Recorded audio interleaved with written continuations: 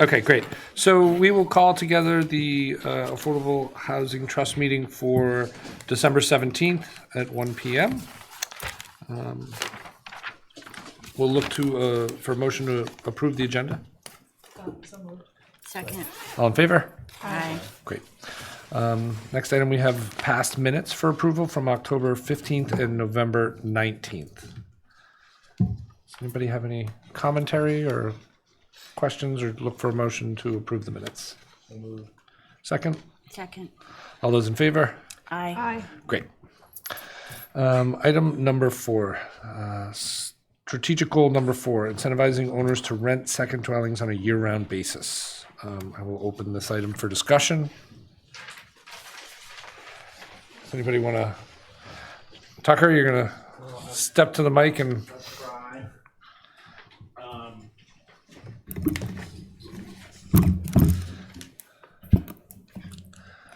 Hello, Tucker Holland, Housing Director.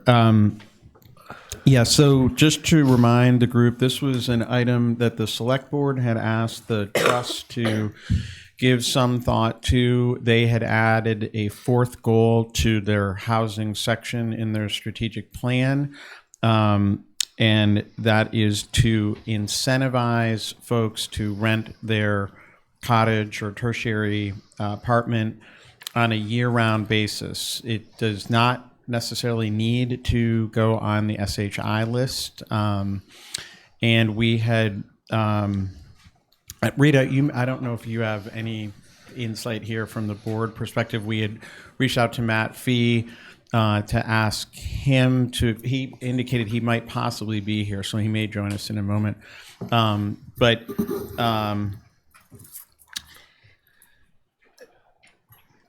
I can, why don't you guys discuss for a second? Matt sent an email. I'm just going to take a quick look and maybe we'll read that. Great. Yeah.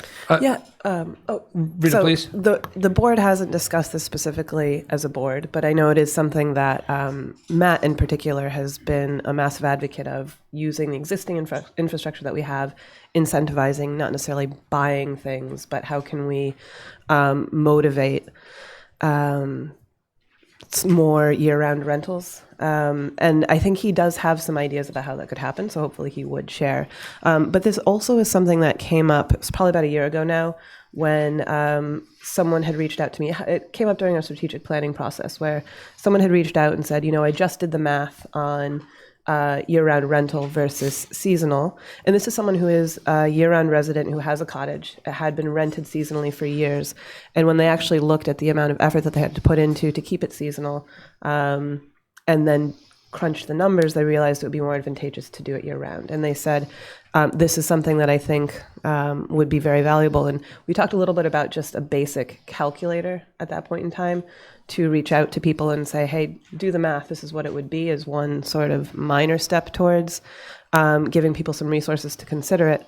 And again, I think it's in keeping, our board clearly didn't really take that any further, but I know it's something that I think in future years, when we are looking for more funding for some of our regular operations and projects, I think the Select Board will probably be interested in, again, rather than the acquisition of property every time in these large sums, what are the complementary smaller things that we can do to incentivize year-round? So that's really the background. And I don't know, I think, again, looking at what is the simplest way that we can, if there's one person that made that switch just by doing the math, is there sort of a foot in the door that we can find to give people the resources to be able to figure that out for themselves and then build on that. And I think Matt does have more ideas about sort of broader, bigger programs as well. Rima? We had talked about that as part of the housing hub, to have a calculator that people could run those numbers, because if we make it easy, I think they'll figure out that year-round is often a better way to go. I rent mine year-round for years after doing long season, short season, but year-round for so many reasons is better for me. And I just hope that we can get a website going and have something like that on it. You had a thought or a comment? Is How it? did you know? Well, you moved a little while ago. I felt it. So. Can't see in my chair. I don't know if there's an easy answer to this, but is there any way for the town to be in a position to give a property tax break to people who are willing to do this, to commit to So I'd love to comment on both ones. So that has come up in a conversation before, and I ran to the assessor's office because that makes great sense. We all take year-round people can take homeowner abatements. My understanding is that I don't know if I want to say this the right way, whether it would be a home rule petition or it's going to take an act at the State House for us to be able to do that at some sort of level and credit. While our team makes great progress and other communities follow our lead. That's my Google feed is saying, Boston. Yeah. That could be a lengthier process, but doesn't mean when we don't start. So, And then, if I may, before I give it the mic, to Rita's point and Rima's about the website, should we work on a calculator itself and decide what we want it rather than wait for a website and then produce that and then be able to distribute it to Anne or to other places rather than wait on a bigger project that might take a longer period of time? I would say yes. I think a calculator should be fairly straightforward, and then it can be sort of leading into a bigger project. Okay. And would be a great way to really easy way to get people to the website thinking about us before we do anything bigger. And what are the things that we need to include on that? I guess if we kick that around in conversation and we can if the housing staff would consider taking this on over the course of the next month with some direction or assistance with a board member or two. yeah, sure. We can look into. I don't know the complexities of putting it onto the trust website, but we can definitely investigate that. Brooke. To go back just on the tax incentive part. So Provincetown does have a tax relief program for folks who rent on a year-round basis. They're not shy eligible homes. Each year, the homeowner has to go in basically with the lease demonstrating that they are renting on a year-round basis, and they get the tax break. I think in the case of Provincetown, the tax relief is roughly $1,000, and they have approximately 100 folks, a little over that have taken advantage, if you will, of the program, but recognizing that probably 80 to 90 of the 100 were already doing this. So in terms of bringing new in, it was a fairly limited return. So we're going to have a big upfront cost. Well, and also, I think that circles back to what Ford is always reminding us of, which is education. Part of, from my perspective, working in the real estate business, it often is fairly close financially to do a seasonal or a year-round, and we need to focus not just on the financial piece of this, but the hassle factor. Mm-hmm. It is so much more work to do seasonal rentals and turnovers and all that. And the tax implications. And the tax implications. Yeah. Which sort of affect, but not the new rental tax doesn't affect the seasonal. Well, Yeah, the when weekly, we're but saying seasonal, Weekly, we're thinking like one tenancy for an extended time period during the season. right, May to September versus weekly. Yeah, versus weekly.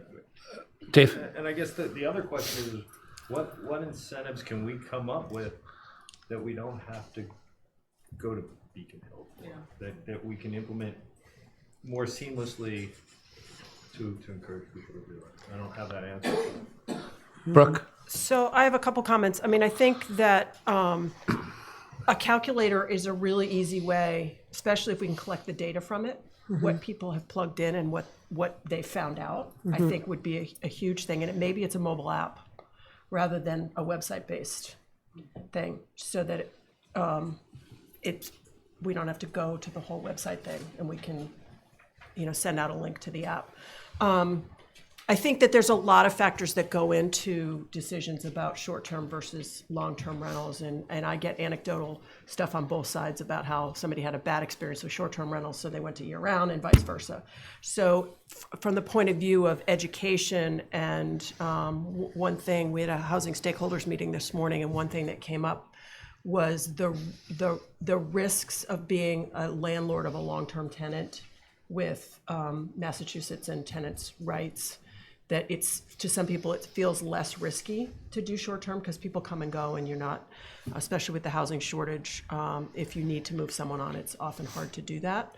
And also the wear and tear and those kind of things. So I think the easiest thing to do is an app, because for someone who thinks they're making a whole lot more money renting seasonally, it might be an easy argument to switch over. And then what incentive we provide, maybe it's just a simple subsidy, not a tax break, but a cash subsidy. So the subsidy is something that would be within the control of this board through an application process, and to Dave's point, may keep us off of the hill trying to figure that out. I don't know if The that's... only thing, though, that for you all, if you were going to do a subsidy, it has to accompany an income restriction. Right, And fair housing. right. I think there's also two different sort of target markets. I think there's the year-rounders that have a cottage to rent, and then there's seasonal residents who have a cottage to rent. And I think the incentives are going to be different. I think how we reach out to them are going to be very different. And I think, again, that cost versus hassle, I think is going to be very different for the two. It would be interesting to know. I don't know, just thinking about the people that I know that are renting, I don't know a whole lot of people that rent a cottage from someone seasonally. So, again, I don't know what that would look like. Or sorry, who rent a year-round cottage from someone who is in their main house seasonally. Whereas most people that I know are renting from someone who is year-round or who lives off-island and have a rental property. So I do think there's two different target sort of clients, and we would probably want to look at those differently or individually. And very anecdotally, but I think just sort of sharing it in hopes that maybe other people have ideas about how it might influence something like a calculator, how we reach out to people, is that I know the house that I'm renting, part of the reason for renting was because they were told they would have to upgrade it too much to make it a seasonal rental. It wasn't fancy enough. So that hassle factor and that cost was enough for them to say, we don't really want to deal with that.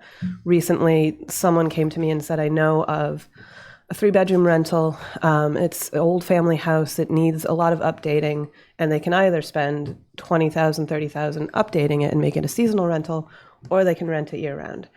And they'd rather have year-round rental, but it's $4,000 a month, and it doesn't have any updates. So they said the utilities are really expensive. And I think, immediately for me, knowing the people that I know, what the range that they're looking for, there's no way they could do $4,000 a month plus whatever it is in utilities. And so that's not, so for the person who has the year-round rental available, there's sort of a disconnect in understanding what does it really mean to rent to someone year-round, and what is a reasonable amount to ask, and because I think for that to work, what's going to happen is someone's going to rent it, and then they're going to try and fill it with 4 or 5 other people, which is a wear and tear issue. And again, does the person want that hassle? So I just think that a calculator with some information, helping people understand what that year-round rental looks like, what is that hassle factor of seasonal weekly changeover, and the cost that you'd have to put into it. So it's someone right there who's trying to make the decision between upfront $20,000, make it seasonal, versus rent year-round. And again, it also, to me, speaks to the long-term sustainability of expensive, inefficient heating and appliances and all that when those updates aren't made. So, sorry, and one of that reminded me when we were discussing, and again, I don't think we took it anywhere, but the possibility of helping with some of those upgrades as part of a possible incentive to rent year-round. Yeah. Tucker, I'll call you, and then I'd like to call Grant. Okay. I think Grant had some input on one of the topics.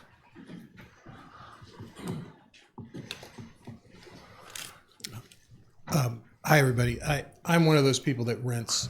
Could you, Grant Sanders. Like, we all know each other. But for the record, Grant Sanders. I'm one of those people that rents cottage to year-rounders, and I have for 12 years. And everyone we've ever rented to has gone on to buy a house. So it's been a huge success story. And there's your incentive right there. If you can let the community know that they can do a good thing and be part of the solution, then you don't need $1,000 in today's economy is nice, but it's barely a car payment to some people. It's what really incentivizes people is to know that they are part of the solution. So, instead of an app, I would create a cool video that lets people know how they can do this. Thank you.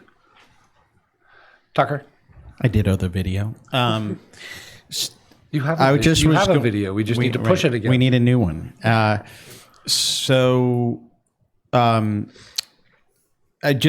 wanted to kind of take something from Matt's note, which is I think one of the things that he was thinking about is in terms of advocacy on the part of the trust. Would the trust want to consider advocating for example, if there were zoning changes that were to allow greater density, should there be some kind of affordable aspect in connection with allowing greater density than presently is allowed in whatever the particular spot is? That's kind of a principle that he's bringing up here. Brooke? So I love the idea of grants for energy efficiency upgrades in exchange for year-round leasing for some duration of time. I think when we talk about affordability, even at the market, affordability of utilities and not having heat flood out poorly insulated walls we could get some improvements on some existing stock, make them more affordable to the people who are living in them in exchange for an agreement that they be leased year round for a period of time, whether that's a decade or, and one thought I had was like, it could be a loan to begin with, if you lease for 10 years year round, and then if you extend for an additional 10 years, maybe you would forgive that loan, so that there'd be some real financial incentive in that. So I think that's something we should think about. Does anybody want to speak to Matt's comment that Tucker made via email? Can I just trying to understand it? Is it almost like a rental-oriented 40B situation, like our own, kind of the same principle where you allow greater density in return for affordable rentals? So I'll just read from his, he says, I don't pretend to have all the answers. Can we strengthen inclusionary zoning rules? If we give something like a zoning change allowing increased density or build out, can we get a permanent employer or affordable housing in return? Tiered taxes or utilities fees. They're sort of a series of thoughts.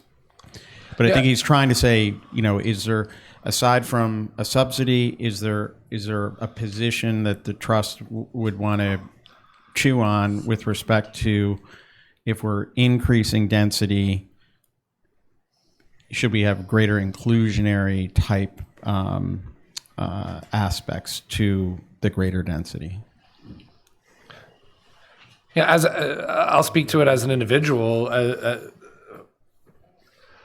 It's a hard one to answer in a vacuum of an actual, kind of zoning change. I think this is what the Board of Selectmen did with the Richmond approval and the MAU and a density. So there was a solution to that question there.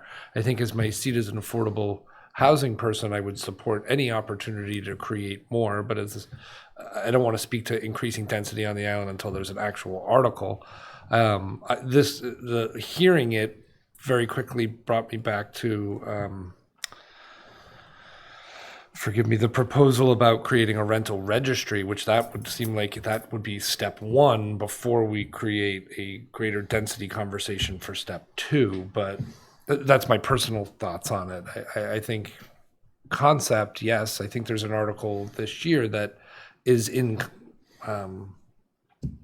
line with that concept in the CMI district, right? So, Dave? Yeah, in a vacuum, concept-wise, great. In reality, when you're sitting at this table and the abutters are in the room, it's not gonna be pretty. So, I mean, that's my only concern. Like, are we selling out neighborhoods to get one unit? I mean, and I'm not against it, I just don't know what that looks like and how it's gonna affect a neighborhood in general, I think is a scary thought.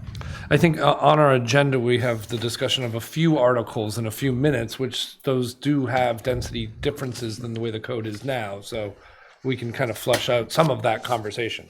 In concept, it's worth talking about. Yeah.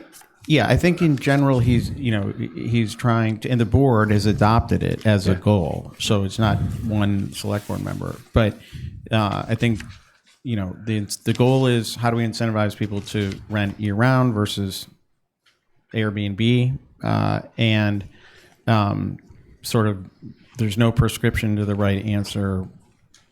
All thoughts are welcome. Brooke? We already have tertiary zoning dwelling, and it hasn't been used very often. So I wonder, that is inclusionary zoning for year-round occupancy, and it has not been utilized, but it's 600 square feet yes. is stranglehold on that. I don't know that I agree that that's a stranglehold in the sense, that it's just the right amount to get an apartment unit in and still be able, with our footprint requirements, being able to designate.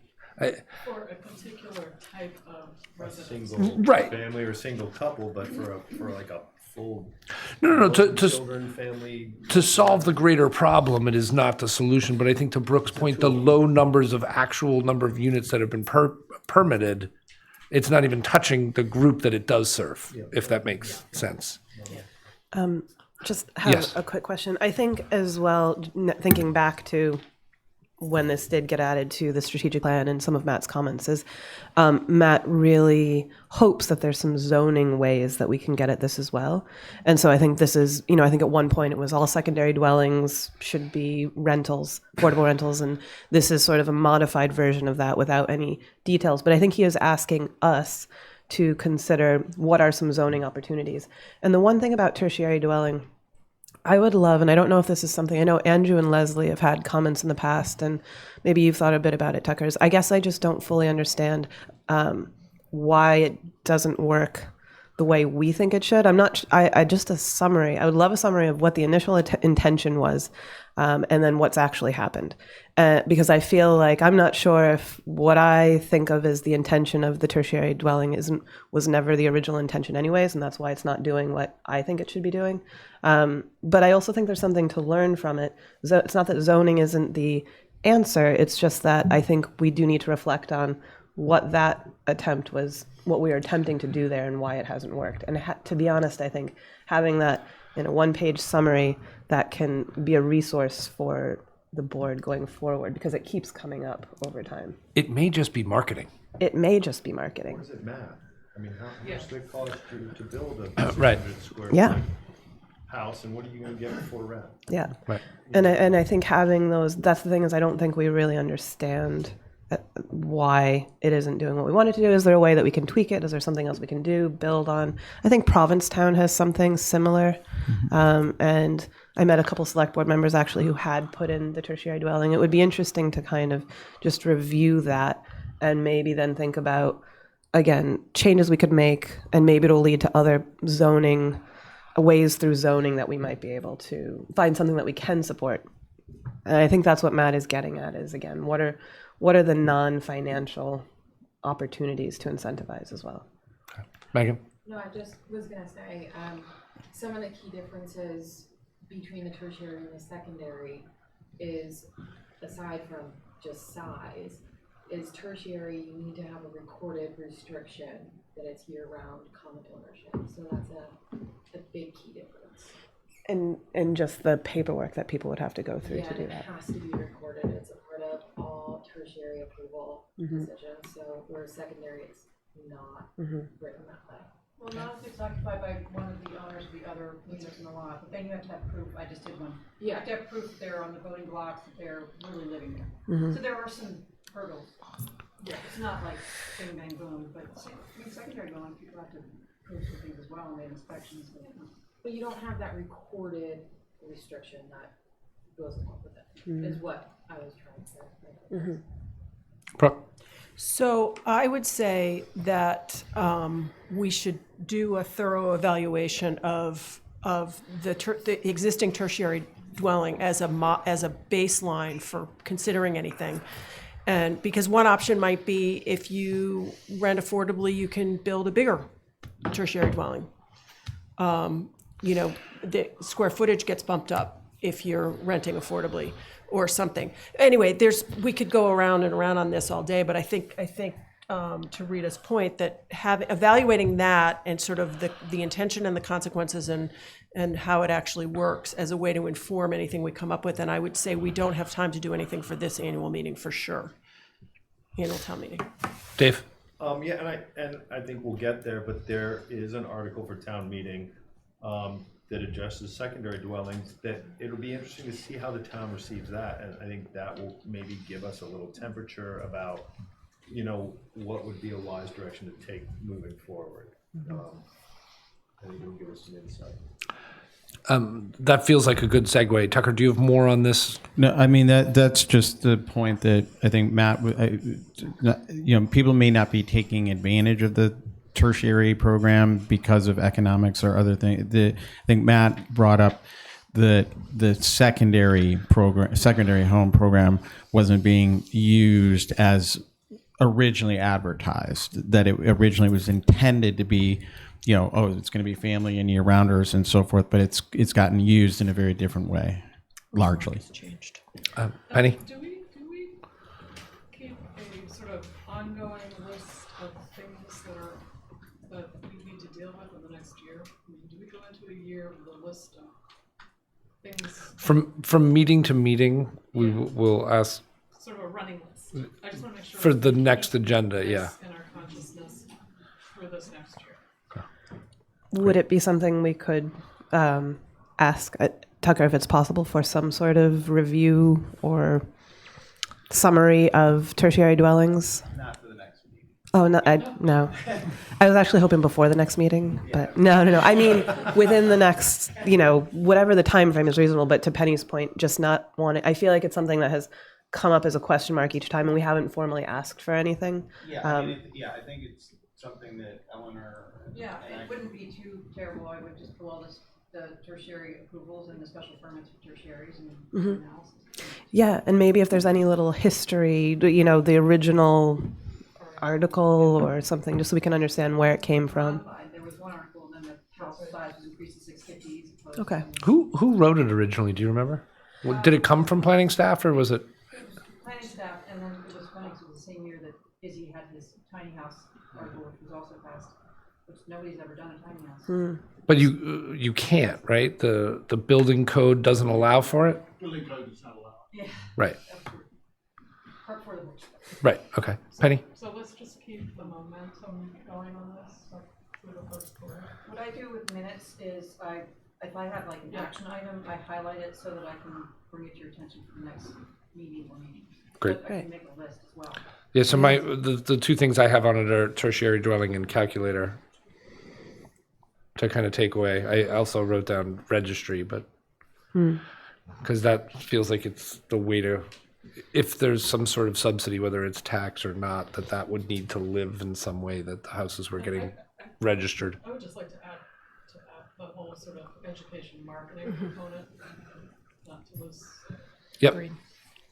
And I suppose it'll be in the minutes, but not to lose, I think, Brooke's thoughts on looking for ways to possibly the sort of loan to grant for energy efficient updates in year-round rentals, something along those lines.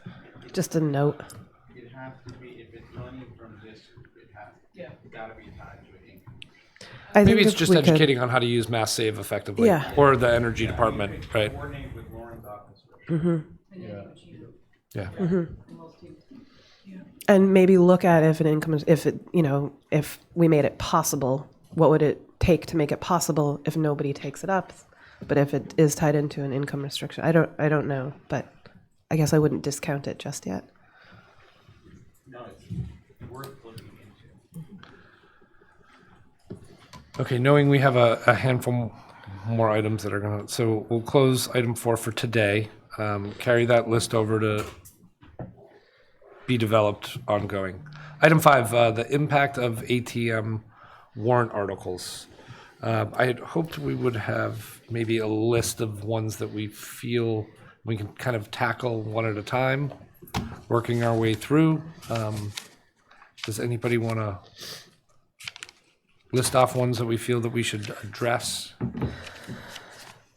So the one that basically affects Tom Nevers, I believe, the additional covenant dwelling. So what used to be primary, secondary, tertiary, the proposal is to I believe, to be able to covenant 2 lots. So it would be primary, secondary, and 2 covenants. So 4 instead of 3 dwellings. Do I understand that?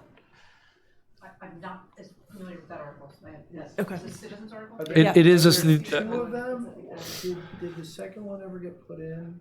About, the only one I've seen, and it might not have got put in, was to allow those bigger lots to split Maybe go to town. with a restriction that they can have a primary and split off a covenant only. But that might not have made it in.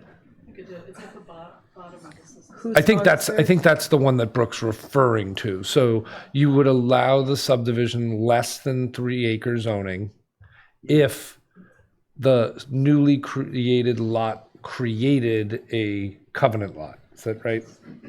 They would be able to have a primary and a covenant So only. basically going from 2 potential dwellings on a 3 acre lot to 4 potential dwellings. Just the 4 kitchens. Right, that could all be owned separately. I mean, here's my question about that. Everyone, Rural affordable and QQ. everyone out there can already have a covenant lot, and none of them do it. So why is this going to incentivize them? There's a lot of them. There are a lot of them. Yeah. But there's still room for a lot more. So, I mean, that's just a thought. I'm not against it, don't get me wrong. I mean, Curious to hear what Ann has to say. Okay, great. Well, why don't we continue? This was driven by a particular landowner. He has a 4 acre parcel. Lug 3 zoning only allows 1 lot. So the proposal was to downsize the zoning from Lug 3 to Lug 2. That would allow him to have 2 legal lots. And the proposal then was, in order to be able to do that, he would be able to do 2 covenants on the property. So he'd be able to have 6 homes as opposed to 4 homes, right? And the problem with it is, my understanding is that ended up being spot zoning. So he ended up having to make it apply to all of Tom Nevers, and as a result, it has created a firestorm with respect to all the implications that it may have. So that's the background of that particular warrant article. So, Ken, you may be able to answer a couple of questions for me with some background. Is there any increase in total ground cover? Does the reduction increase the ground cover allotment? Yeah, there is an increase in ground cover because you can have more ground cover in Lug 2 than you can have in Lug 3. And it's per lot. Okay, so it's from But 3% is 3% of 4 acres, or if the percentage was staying the same. But the percentage, but it goes down. It goes down to lug 2, which is Okay. now 7% as opposed to 3%, and so it's 7% on each lot. Right. Okay, as opposed to only the one lot. So. No, lot two's Yeah. 4. 4. Okay. Lot one Yeah. is 7. So it goes from So- 3% to 8%, Yeah, as yeah. opposed to 2 lots, Yeah. 4% on each lot. Yeah. So you're getting But it's double. still 4% of the total amount of the land area. It doesn't go from 4 to 8. Per lot. Per Because lot. they're talking about putting it into 2 Subdividing lots. it. No, I understand. Each lot gets If you 4%. go So 8, and without that subdivision, it's 3%. On the whole Oh, 4 good. acres. but it's 3% on the 4 acres, or it's 4% on the 4 acres. Whether it's on each lot or not, it's the same percentage. So it's a 1% increase in total ground cover. Yeah. Correct. And the septic capacity doesn't change because it's well and septic, and Title V still applies. So it's a 1% structure impervious difference is Right. kind of what I'm driving to. So, but it also allows you to, because of the proposal, it allows you 2 extra structures as a. No, more. It allows you more than two streets. Just through you to Ken, has town council opined on this? I have not seen an opinion on that from town council yet. I have the list on my email where it gives the recommendation. Yeah. Town council didn't raise any. I think that's they a- sort of, as That's to a approved it completely as to different form. We don't have that one that, because my recollection was it was only allowing a primary and you could split off. Let's get it so we don't. It's PP and QQ are the 2 articles. She had it, yeah. She has it. Okay, so can I read town council's opinion on it? Yeah.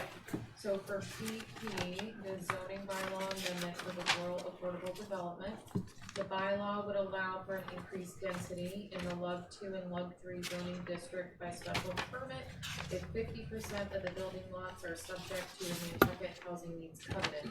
This article should be referred to the planning board for a report and recommendation prior to town meeting.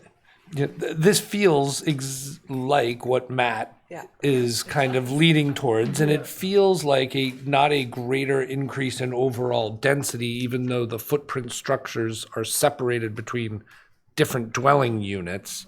So it may not be, from my perspective, an increased density situation. Bathroom count stays the same, square footage only increases moderately, yet there's covenant restricted homes for people. It's lug 3 everywhere. Yes. Yeah, it's like 3 everywhere. So the intensity of use goes up, though, even if your ground cover isn't dramatic. I mean, if you don't feel a significant, the intensity of use goes up There's more- dramatically. there's more That's car what they're gonna trips. fight- are Yeah, gonna put there's back. more car trips. More car trips, you know. More driveway, more hard surfaces. landscapers, more everything.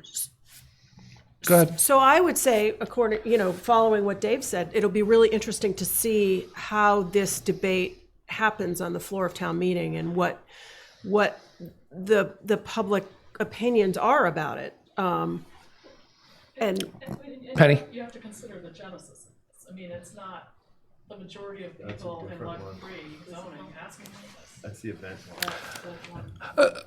Yeah, it's the one. Agreed. For that. And you kind of look like you were looking to make a comment, or you had something? That one. Okay.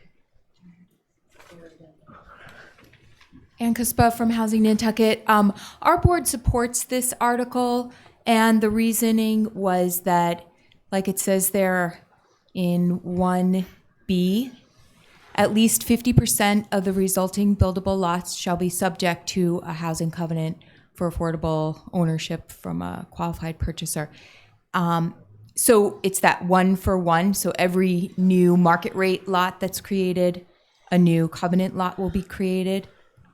And the ground cover is not increased because I'm not sure if you were all on board with that, but there was, yes. So that's clear. So, No, it's okay. not So, clear. I mean, it's lug 2 and lug 3. And then if you go down a little bit, it says something about ground cover shall apply. One house, one lot Where's- is above a little bit. There you go, 4, except otherwise, provided the ground cover ratio and setback requirements of the underlying zoning district shall apply to each lot. So there's no increase of ground cover. And it's restricting it to one house, not two. Yes. So Yes, so you you- go from the ability to have 2 kitchens to the ability to have 4 kitchens on that same piece of property, but it's subdivided. If it's a very large lot, it was the 120,000 square Or feet. greater. It's geared to all those lots that are on the west side of Tom Nevers up against the conservation back. Stepping off of my seat and being speaking as an individual, from my perspective, is just the kind of housing creation in an affordable way that we should be looking towards and for, and something that I personally support. So. I would just like to comment on number 2 there, because I think when we're talking about increased intensity of use and what we see happening, and it's come up with conversations even over on fairgrounds properties that we've talked about or that have come to us. I think with these intensive use, particularly in Tom Nevers, things like when you go in and you clear cut everything and you put in your driveways and you put in your hard surfaces, even if it's a cottage, it feels dense. Whereas if 2 were to be taken seriously and planning board was able to put conditions on that said, you've got 20,000 square feet and you have to keep that 30-foot buffer, or that's something that makes sure that it maintains that rural nature. I think that's something that's missing from a lot of the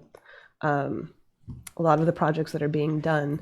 And I think that it's the perception of density as much as the density itself. And I think if we can, 1 for 1 is pretty significant, and I think going in the right direction. But I agree with earlier comments about just sort of saying yes to increased density, knowing how we feel about it, how other people in the community feel about it. But if there's a way to mitigate it and really make it part of a condition where we're building with Nantucket in mind, I'd be more for it. But this is an application special permit case-by-case opportunity for the planning board to review every application and impose those restrictions. And I just think it's something that I haven't seen. I think I would like to see it. There's places that this is stepping off into more my landscape side of things, really, but places where when you cut down 1 tree, you have to plant 4 more, or you cannot remove a certain vegetative buffer. And we see it happening, but it's 10 feet or it's 20 feet, which is insignificant when you're looking at these sort of new builds. I just want to add, it's not unreasonable with lots of this size to consider building envelopes. Yeah. I think that's interesting. Also, I shouldn't say the majority, and I'd have to pull up the map and do the overlay, but a significant amount of the 3-acre lots already fall into the MESA district, which created an application process necessary for all vegetation cutting. So there's a second layer of protection to that sense that exists at a state level. And lug 3 across the island, though? Yeah. Okay. Like if we were to overlay the MESA map and you look at lug 3 and then what's in MESA, the majority of them would be in, if we're not talking about just the specific Tom Nevers ones. Dave, you had a... No, and I mean, a lot of those, I think it's not as much clear cutting because I think most of those lots are pretty wide open. Yeah. But it is definitely, I think that that will go a long way to maybe quelling some of the complaints about this, is just figuring a way to make sure people do proper screening and are sensitive to the neighborhood and the environment when they do it. But so I guess my question is, the article, it appears that the article is written in a way that allows the planning board to do that. Yeah. It looks that way. And I think, though, it allows them to. So I just think that I'd be more comfortable with it if I knew that that was going to happen. And that, I think, again, looking at it, not knowing, all of the lug 3 properties, Tom Nevers might be more wide open and fall under the MESA restrictions. But again, if we're really opening this up to all lug 3, then just making sure that it's not an oversight that, on a completely wooded site, not within the MESA, that it's part of, again, to me, it's building with Nantucket, density with Nantucket in mind. Yes, Brooke. Can I suggest that someone volunteer to follow this through the planning board discussion and come back to our next meeting? Somebody who's actually going to be at who will be at the meeting for us. Right. All righty then. Dave, would you be willing to do that? Yeah. Great. You can send me a text and I'll come. I'll come too. Yeah, we want an unbiased opinion. All right. Yeah. Okay, is next another article? There's a handful of them. Tucker, do you want to, or does somebody want to bring up another one? Do I? So there's the citizen article about every 10th house being an affordable Oh, yeah. Andy Lowell's house. Yeah, I mean, I think we should touch base on the ones that affect affordable housing. So. yeah, I mean, this was an opportunity for members of the board, if they wanted to get some comments or discussion going early on some of these articles.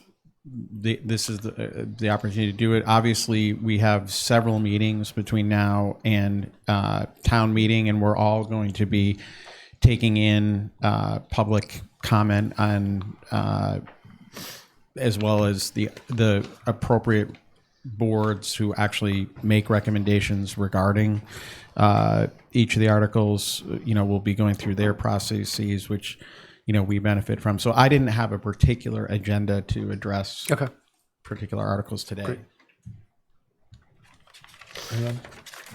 Well, if we want to talk about that one, I think the potential unintended consequences of that article are huge. And if the 10th person is a year-round resident trying to pull a permit, and they are prohibited from pulling a permit. I love his I like the energy and motivation. effort and Yeah. concept of going there. It just doesn't seem fully developed in an idea yet. Yeah. No, I mean, that potential log jams at the building department would probably be. Yeah, I mean, I don't think it would ultimately. Oh, Great. So town council said, this article proposes a non-binding directive to the town to either 1, develop a zoning bylaw proposal, or 2, a home rule petition to achieve the intent of the article. So I think as written, you can't just go out and enforce that. Oh, so it's non-binding. Non-binding, but interesting again.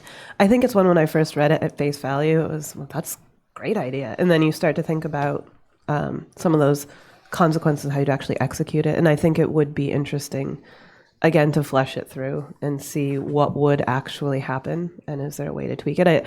I think there's, again, just issues with 40B. I think this is something to me that is almost a response to how outdated some of the 40B legislature is. Something that could maybe be tweaked, I think, particularly for coastal communities. And what does addressing that 10% look like in reality in seasonal communities? So I think it's one worth working through sort of philosophically, and also get the direction from town meeting as well to see what people think. Tucker? Yeah, so Andy called before submitting this, and I think, again, I think it's like very well intentioned here. I think it was a little more to do with, looking back and why has the town and community over decades not kept up with this? And so I think he was trying to say, at least going forward, let's ensure we're always getting 10%. Now, I did point out to him that it's not 10% of all housing. It's just the year-round housing, and there's not a discernible way with the building permit process to know how a house is going to end up being used. And so, he was funny about it. He said, you just took the wind out of my sails. But I think he said, I'm still going to submit it to encourage discussion. Yeah. Mm-hmm. Which is great, because it's the right forum for us to be having the discussion and then getting the feedback. So, I'm drawing a blank on others, and I apologize. But are there any others? Yes, Meg. I think Ken, you had mentioned to me that you wanted to specifically talk about the Kimball Sutton article. Kimball Sutton's article and how The ground cover footprint. Yep. Just to be aware.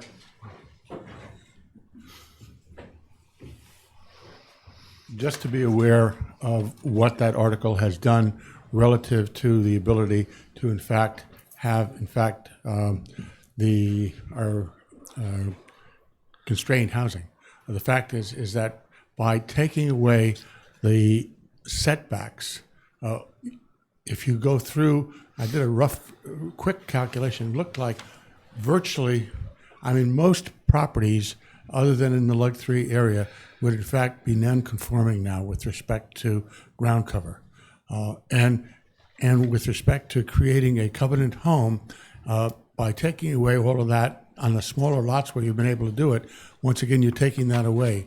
So I think what I was concerned about was the unintended consequences of that. And the other fact is that in fact it has a significant effect on the economy because of the fact that it's basically in effect stopped all issuance of building permits until after town meeting. Because of the fact that there's no way that the building department can in fact issue a building permit knowing that it is going to be valid in terms of depending on whether or not this is approved at town meeting relative to the inclusion of the setbacks in ground cover. Eleanor or Megan, can one of the two of you help me understand? Is it from the moment it's published, printed? Yes. Has that happened? I get confused. Okay. And that's all citizen and town articles, January 2nd. So once they're published in the paper, it's from that moment forward that can't they're do any- considered. But unless you have a permit in hand, that could be a building permit, an approved plan. You need the permit in hand by December 31st was our Yeah. correspondence. Wow.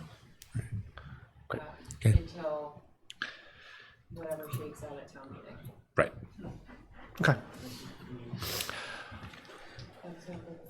This is, it's already having a real effect. There's at least one covenant homeowner that I'm aware of, and maybe Ann is aware of more, that this is impeding their ability to move forward with a home.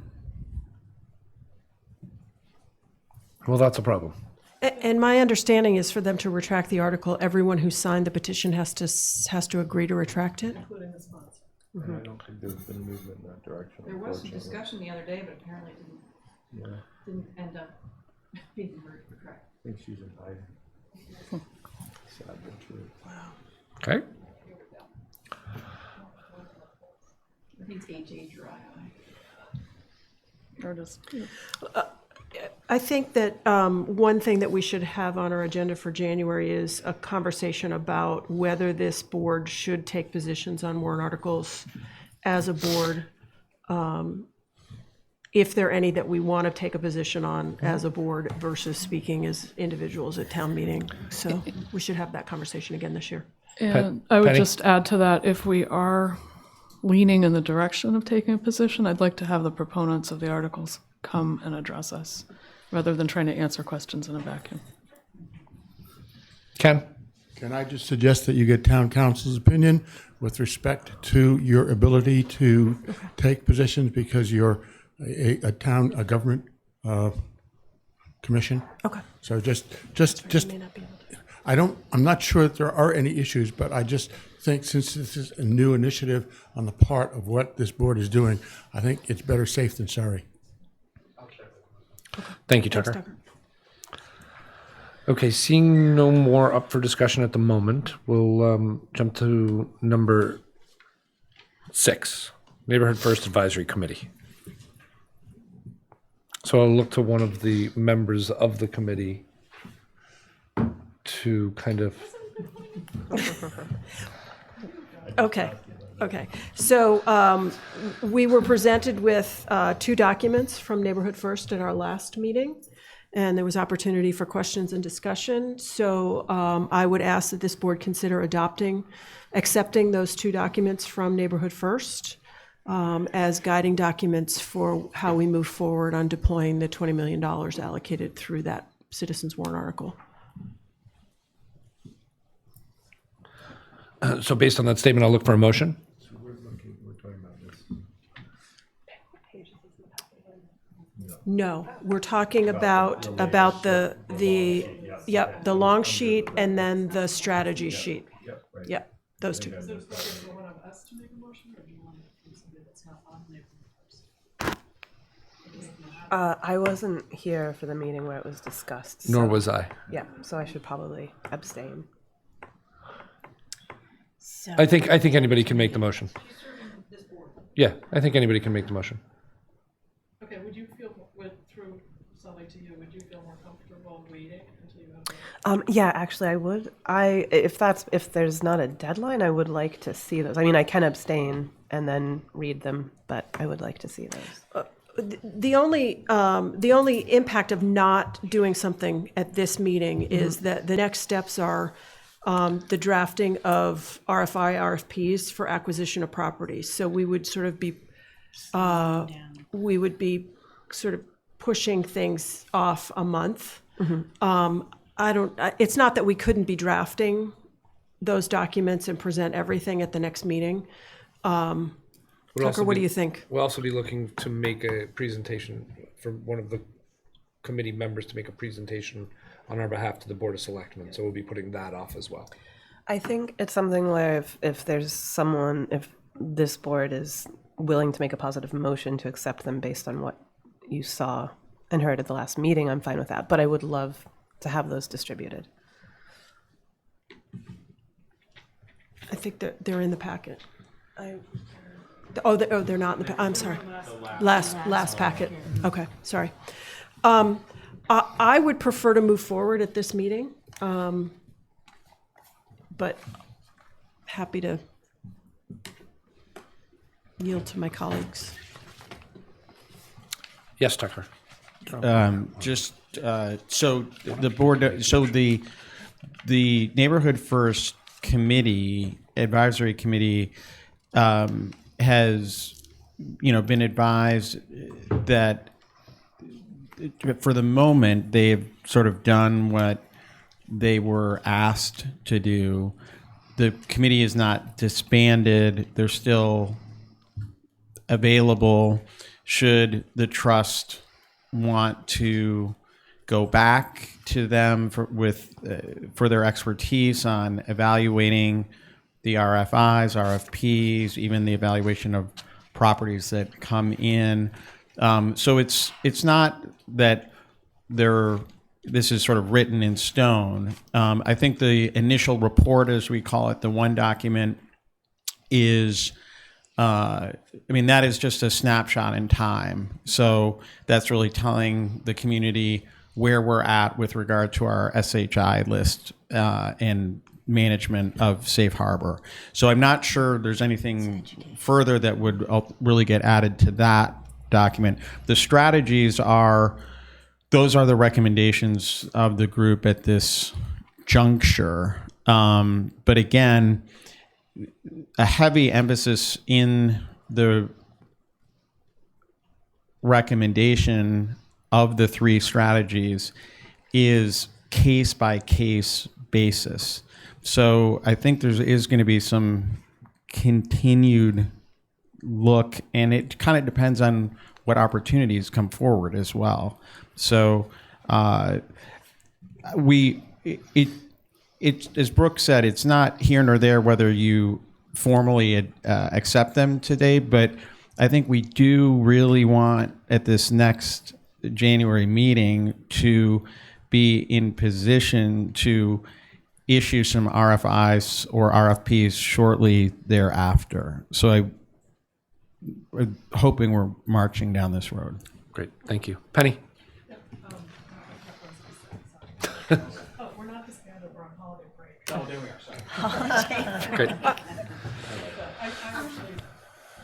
I actually see no reason to wait on Yeah. approving this, Great. these strategies. So I'm going to make a motion that we move forward to accept the recommendation of the criteria provided by the Neighborhood First Advisory Committee. Second. With a second, all those in favor? Aye. And one abstain. One abstain. Great. Thank you. So moving on to the second part of this, we're looking to have a presentation made to the Board of Selectmen, getting on the agenda, providing to them the strategies and the report from the group to kind of keep them in the loop, moving us along. So is there a particular member that sat on the committee that would like to make that presentation? Penny? I think that all three of us should do it. Sorry. I think that's a wonderful idea. With Brooke being our leader. I'm happy to. I'm happy to do that. Yes, I concur. It just feels like you should be the Yeah, and I think having all three of us lead reindeer. to represent the work is valuable. Yeah. And Tucker, is that something you think you can get them on the agenda between now and the next meeting to then be able to report back? Between our next meeting? No, our next meeting, this board's next meeting, yeah. Yeah, I think early January. Yeah, I think the 8th or the 15th should be okay. Yeah. Great. Great. And that works with the three of your schedules? Yep. Awesome. Thank Definitely. you very much. Okay, on to item number 7, general updates and discussion. So we have a data project follow-up. Is there any commentary or conversation based on the report that went out? Brooke? So we had limited feedback from board. A few of us provided feedback that was forwarded to the data platform, and so if anyone else wants to dig further and weigh in their spare time, that would be great. I think it's important that we give them our response and our recommendations in terms of tweaking their report.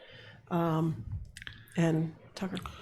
Yeah, we actually haven't really formally given them our feedback yet. We were going to consolidate all of the comments. And so we just wanted to today see if there was any further questions or commentary from the board beyond what was included in the packet from the emails that we received. Penny? Thank you.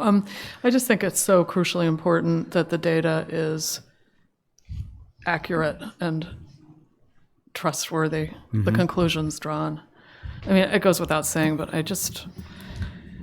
there were some discrepancies in some of the illustrations comparing seasonal versus year-round household cost, and there's just no way that what they came up with is the reality. So the intention is, following this meeting, we're going to get them this consolidated feedback, and that they're intending to address each of the items that we bring up. I'm presuming through some sort of write-up, but as well, they're planning to come to the next meeting to discuss some of these things and provide greater color. Great. I thought, Penny, some of your comments were excellent in terms of, is it possible to do it another time of year as well? And I think having some sort of appendice that defines seasonal so that we know exactly what they're talking about. And my only question, again, not being here for the actual presentation, but just from some of the things that I've heard and watched was, do we feel like they answered the questions that we wanted answered? I think I was hoping for a little more excitement around the results of this, and it feels like so far reactions have been a little tepid. So, Penny? Ryan, was there a scope of services that was given to them initially? Yeah. There was. I don't remember. When did that? Oh, it's been a while. We should I redistribute think that. we should redistribute that and have an opportunity to look at it before they come back. Good idea. Okay. Thanks. Megan, can you get your hands on that and then recirculate the reports to everyone? Thank you. I echo the tepid reaction, and some of the data. I don't know that I fully understand the collection means and the breadth of the community that was in the sample. So, okay. Hearing no more on that. Oh, sorry. One more. Sorry. I also I think it would be great to have it one or two different times of year as well, because I think some of the comments, I can't remember if you made them in person or if it was in one of your written comments, is that I think we need a little more confidence that we believe the data, because I think, again, we all have anecdotal experience. Right. And if we're told once that that's not the sort of statistical scenario, but if we're told 2 or 3 times, maybe this is a very different sort of environment than we realized. So I think right now we don't, I didn't find some of their findings to be that out of character to what I've heard of for certain rentals.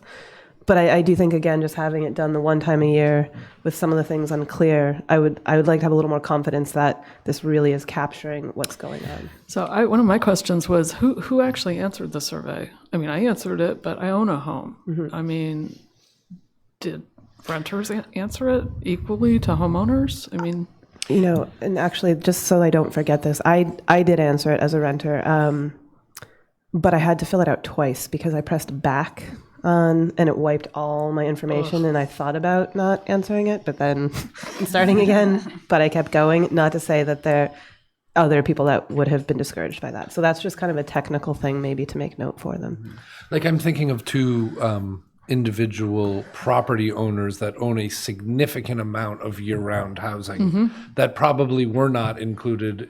So their rental rates, their unit numbers, their occupancy numbers, those I think would have been helpful additions to some of the data in the sampling. So I just based on what I read and saw, I don't know that kind of inclusiveness was there. Yeah. And I think for me, it's the things that don't seem to make sense based on what we believe to be the case either could indicate one or both of these two things, which is that we all had a really wrong perception about what reality is. That's possible. And or their methodologies for coming to numbers were different from the numbers the numbers that we think of as factual were arrived at. And I think at the very least, having an understanding from the data platform why their numbers are different from, say, census numbers or other numbers that have been floating around the community, because in terms of the validity and the believability and the buy-in from the community that if we use these numbers to make decisions, that they're reliable and people, they make our decision making more understandable and rational, not less. Less in people's defensible. minds. Yeah. Yes, Penny. I just had another comment that it occurs to me there were some comments made relative to the 2020 census, and they extrapolated their conclusions out in terms of additional units, both year-round, and how that would impact the shy list. And their projections were vastly different from what you've been telling us. Well, the 2010 census said we have approximately 10,650 total housing units, of which 4,896 are deemed to be utilized year-round. I'm going to say the data platform numbers on the year-round and the seasonal, this may sound odd, but to some extent are irrelevant as far as our SHI requirements go, right. because it's entirely based on the census, and we can't change that. But their numbers suggested that we had today 9,500-ish total housing units, which definitely was a head scratcher relative to 10,650 almost a decade ago.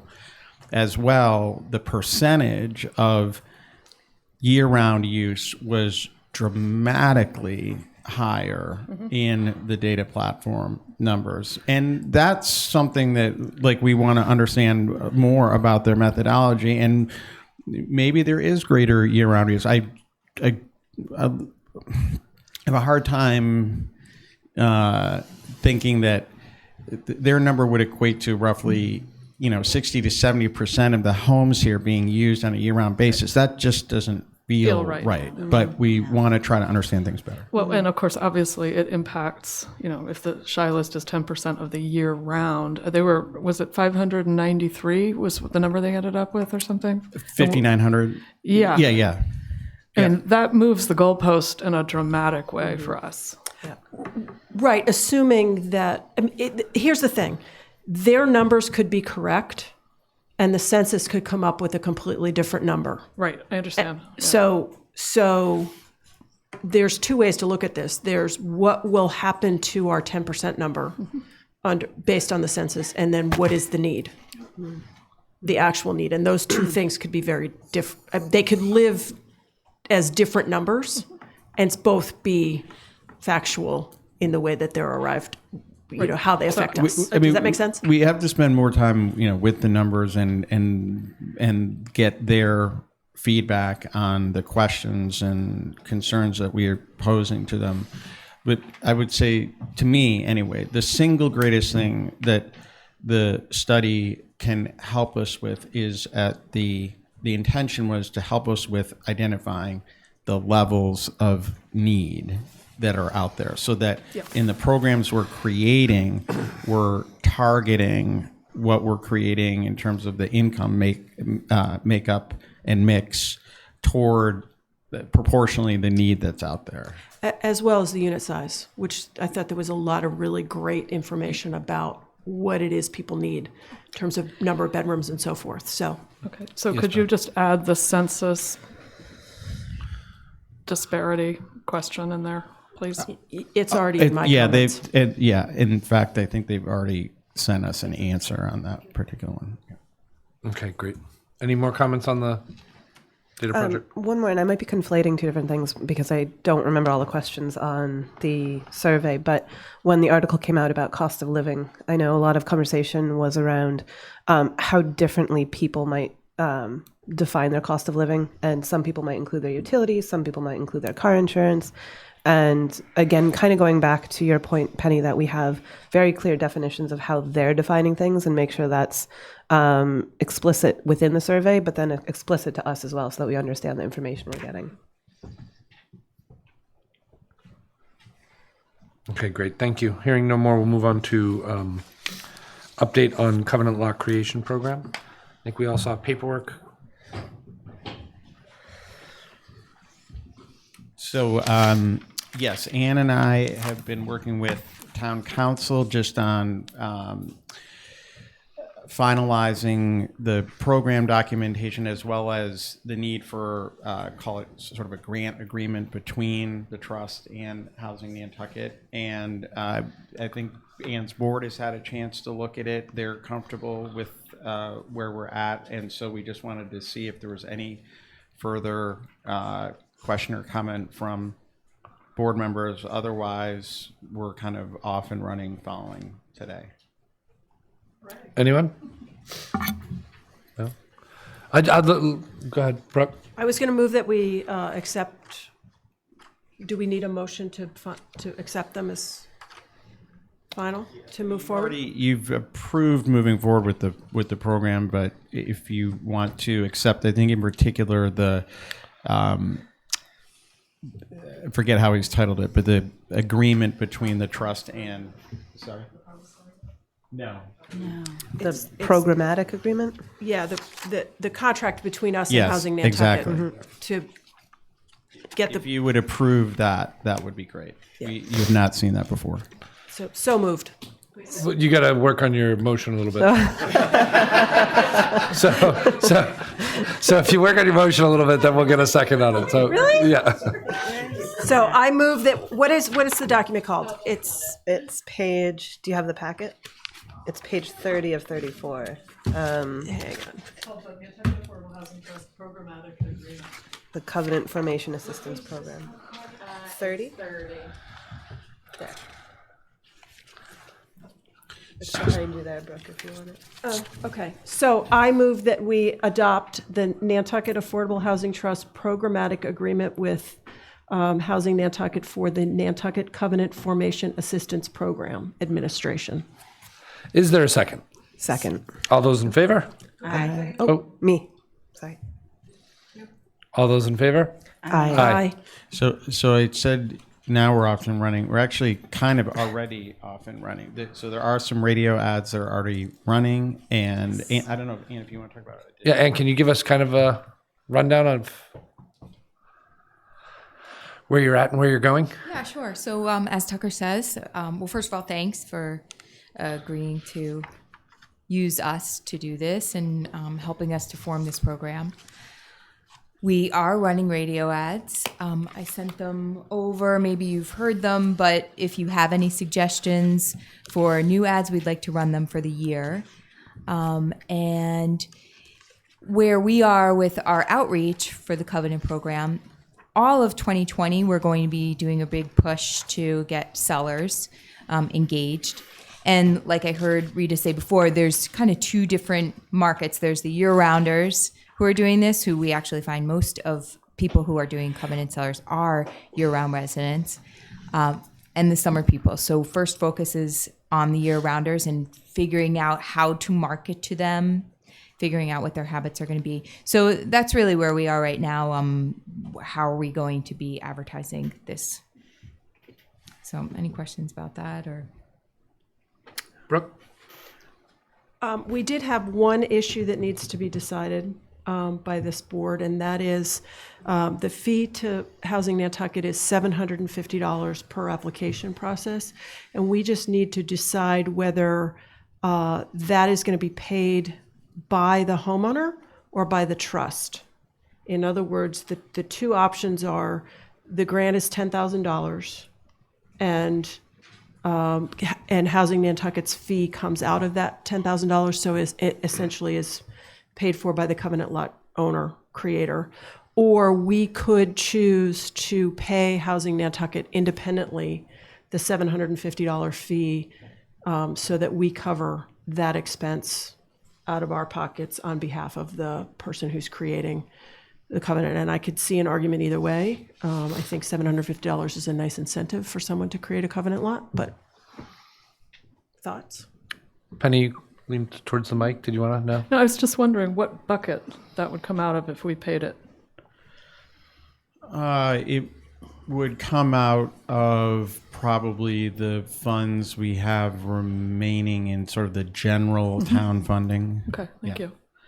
I mean, I think, as Brooke said, you could kind of argue it either way. The way the documentation is more or less set up is that it's sort of, it's due back. It's, much like, the $10,000 will go out. This is really a program to bridge or help someone not have to front financially the money to, and provide the permitting assistance and so forth to, create a lot. So in effect, these are expenses they might otherwise be taking on their own. I think Housing Nantucket may help streamline, what someone might pay a la carte, if you will. But it could go either way. But if the $750 were not to be returned to the trust with the other $250, we may need to do a little modification in the document. Sorry, just I'm going to call Dave real quick. Okay. Well, do we have an idea or a forecast amount on how much this would cost us over 2 years? Well, this is a pilot program, yeah, and I think that we've authorized up to 100 for this. I think it's 90,000. Yep. There's 10,000 that you all approved for advertising and promoting the program, and then you've allocated 90 toward this as a pilot. So it could be 750 times 90. Times 9. 9. 9. Okay, 9. Okay, all right. Yeah. So, but still, that's So money. Yeah, we're talking, what, $5,800 or something? I just Penny. want to remind people that this is money that we're fronting to the sellers. Correct. Not. So someone who is utilizing this program is going to be selling a lot, presumably for on the order of 250,000, something in that. Well, they already own property. They own the property. They're going to be receiving 250-ish when it comes. Well, if it has a dwelling, they're going to be receiving considerably more than that. But if just the lot, so I would say it would be consistent with how you handle your closing cost program if you were to expect all of the $10,000 back. But you could do it either way. Go ahead. I'm going to present the other side of that because we work so well together. But I would think that it might be better for the seller if you all subsidize that for them. That because I mean, we're assuming these people are coming to you because they don't have a lot of cash. So if they're being lent this $10,000, which is going to make a big difference for them, I bet they would really appreciate having this trust fund cover that $750. And if it amounts, if we would be very happy if we get to use $90,000, so it'd be 9 covenant sellers. And then that really isn't that much money for you all, but maybe $750 for an individual would be a lot. Did somebody over here want to comment? Or? I'm thinking about No? Okay. Penny? Good job. Oh, okay. My question was, sorry, my thoughts were only sort of half baked, but going back to the conversation about where we set the $10,000 amount, were we talking about more? Did we settle on 10,000 because we said this was a pilot project and we wanted to see what the costs actually were? We were talking about 15. I think it was Ann and Tucker sharpened their pencils a little bit and came back that it wasn't going to need to be that much. Mm-hmm. Brought it back to 10. Mm-hmm. And we're still looking to see where it's going to land from there. I think we provide the opportunity that in the unusual case, it's more, someone can come back for the additional 5, but the original outlay would just be the 10. Yeah. My personal comments is if $750 motivates somebody to come in and do the program as a line item, it is cheap money to get a covenant lot. So that's my personal opinion. Sorry, Tucker. I'm not opposed to it, but I had to make the Matt fee argument. Yeah. So I guess we'll be looking for a motion. This is something that needs approval, is why you brought it up. So I'll be looking for. It's a change, actually. I should have brought it up as part of my motion earlier. So. Okay. So looking for a motion on how we want to handle that $750. I'll make a motion that the Affordable Housing Trust pays the $750 and does not expect to have it paid back for the duration of this pilot program. Is there a second? Second. All those in favor? Aye. Aye. It was kind of a tie to the Louder and Rima one. For the duration of the pilot program. Yeah, for review when the pilot finishes. Okay, great. Did we vote on that? No, I think we did. I thought we did. Okay. All those in favor? Aye. Any opposed? Hearing none. It got swallowed by the who seconded conversation. Let's see. Housing Forum allocation of funds for community outreach ripple effect. I'm going to recuse myself. This is related to something that we had brought up at the last meeting. We've been able to, I think, secure Dr. Tiffany Manuel to come at the end of March 29th is a Sunday evening, and then the following Monday morning to do both a presentation and forum on the Sunday evening, followed by a work session with the trust and other housing entities on the Monday morning following that. So definitely would love to have everyone put that in their calendar now. I think at the last meeting, we'd conceptually talked about the trust supporting doing this. There's some expense obviously involved in bringing Dr. Manuel here. And we actually have been able to receive preliminary interest from the Chamber of Commerce as well as another organization or two about co-sponsoring this essentially. And so the thought was that Ripple Effect is, if you all might recall, really was the entity that I had started with Brooke as like purely an educational housing information distribution point, and that ripple effect was really the entity, if you will, behind the video we were talking about earlier. And so we thought that it might be appropriate to have that entity effectively be the promoter and sponsor and coordinator of this forum, which is meant to really bring in a wide range of viewpoints and discussion and different housing interests and so forth. And so we don't have a specific ask, if you will, to make today. We still need to receive Dr. Manuel's contract and gather up some other things, but probably in January we would come back and want to talk about what the trust financial support might be for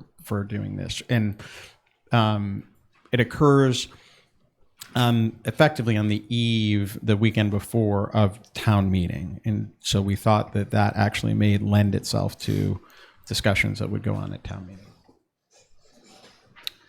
So I'll open Tucker's comments to the board for conversation or questions.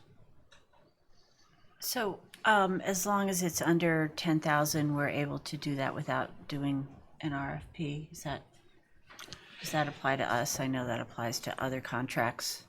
Yeah, so the ripple effect, if you will, isn't bound by any of those sorts of things. And so there's a charitable fund at the community foundation, and so it really would be like a grant to that fund. The whatever we were coming to the trust for would be definitively under $10,000. That's for sure. Mm-hmm. But we don't have an exact number today. Do you have a venue? Not locked in yet, but we're basically talking to the Athenaeum and Dreamland as the venues for the Sunday night event. Okay. Yeah. Anyone down this end have any thoughts or comments? Can we have a budget by next meeting? For sure. Okay. Yeah. Let's get a budget. Great. Awesome. We'll leave it on the agenda for the next. Yeah. I mean, I guess, does it make sense to you all to kind of have it put forward, under this sort of Switzerlandish, let's call it, an entity versus, a full-on, trust produced event? From my perspective, I would say yes. I think an opportunity for a healthful conversation from a lot of different perspectives put on by Ripple Effect versus, I don't want any opinions construed that are this board's opinions by someone speaking out by this board representing the program.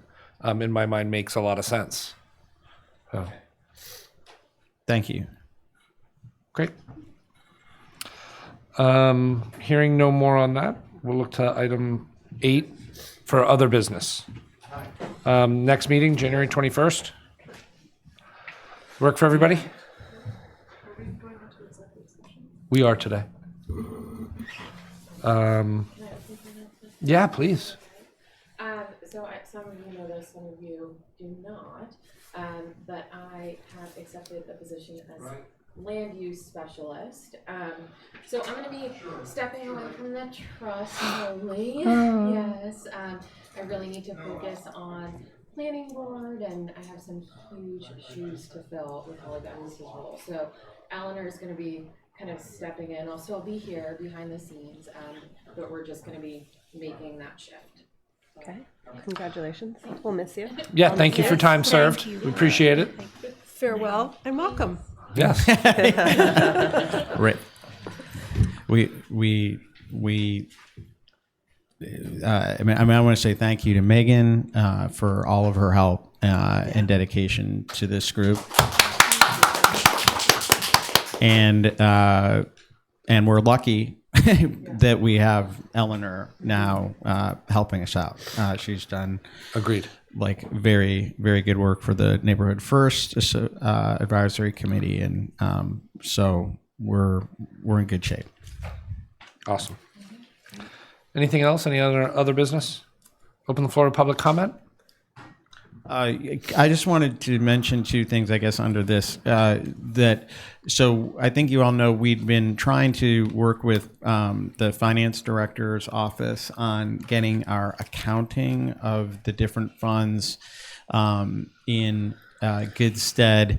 And just yesterday, we received like what we need as far as the data, but there's clearly a lot of sorting that needs to go on to get the history recorded within the proper buckets. So now that we have it, and we've got the finance department's attention for the January meeting, we expect to have like a very detailed review of our finances. So. Any board comments at this time? Hearing none, I'm looking for a motion. You shall. Penny, go ahead. Great. Correct me, Brooke, if I don't get it right. All right, so I make a motion that we close the open meeting session not to return in order to go into executive session. Oh, I don't have the wording, I'm just like making this up. This is embarrassing. I thought you were most. All right. Oh, for the purpose to consider the purchase, exchange, lease, or value of real property when an open meeting may have a detrimental effect on the negotiating position of the public body. By roll call. Vote. A vote, yeah. Do we